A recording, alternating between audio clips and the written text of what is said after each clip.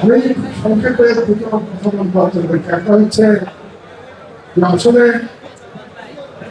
পৃথিবীর প্রায় 200 কোটি মুসলমান এখন যে বিপদের মধ্যে আছে এবং সেই বিপদ সর্বত্র, সেই বিপদ বাংলাদেশের ভেতরে এবং সেই বিপদ আন্তর্জাতিক পর্যায়ে।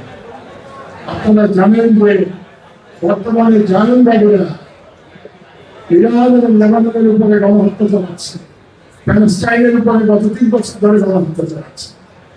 কাজে গত 3 বছর ধরে জায়নবাদীরা সারা পৃথিবীতে গণহত্যা চালিয়ে যাচ্ছে।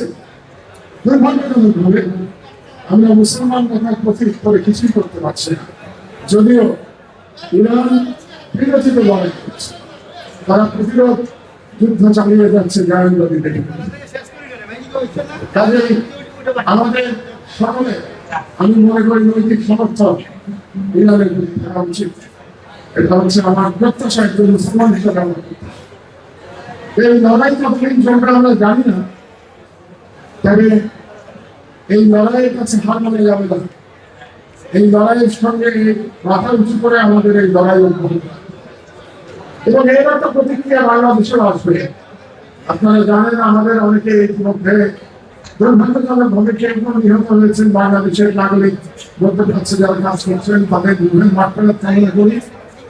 ইকোনমিক্যালি আমাদের বিপদের মধ্যে পড়তে হবে।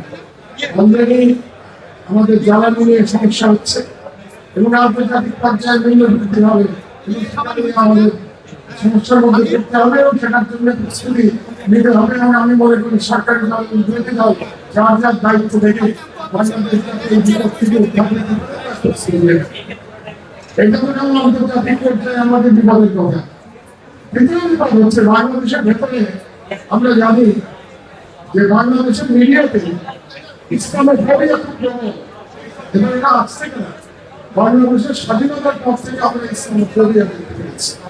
আন্তর্জাতিক পর্যায়ে যেমন আমরা দেখছি যে জায়নবাদীরা ইসলামের বিরুদ্ধে লড়াই করছে, মুসলমানের বিরুদ্ধে লড়াই করছে, বাংলাদেশেও কিন্তু মিডিয়ায় আমরা সর্বোচ্চ ইসলামের বিরুদ্ধে লড়াই করতে পেরেছি এবং তার বিরুদ্ধে আমরা মুসলিম পত্রিকা আমরা চেষ্টা করি আমরা আমাদের বয়ান প্রতিষ্ঠিত করবার জন্য, ইমানের পথে থাকবার জন্য আমরা চেষ্টা করে যাচ্ছি। আপনারা জানেন আমার দেশ সেই চেষ্টা জন্মলগ্ন থেকে করে চলেছে।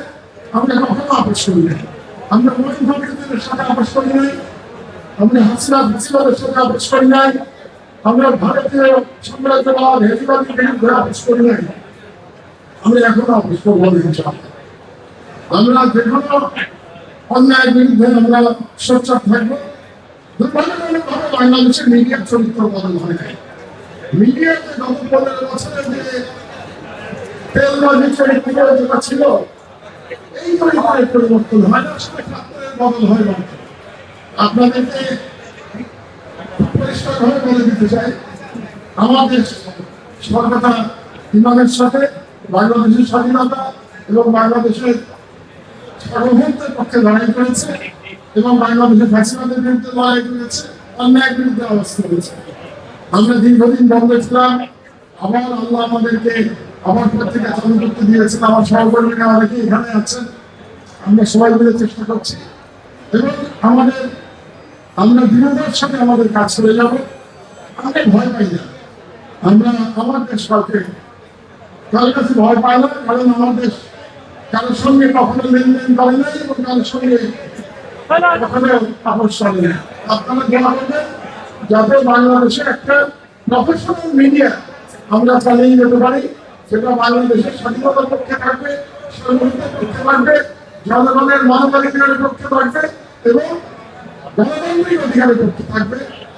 আর বাংলাদেশের যে 90% বাঙালি মুসলমান, তাদের সংস্কৃতিকে ধারণ করবে যে পত্রিকা, তার নাম আমাদের।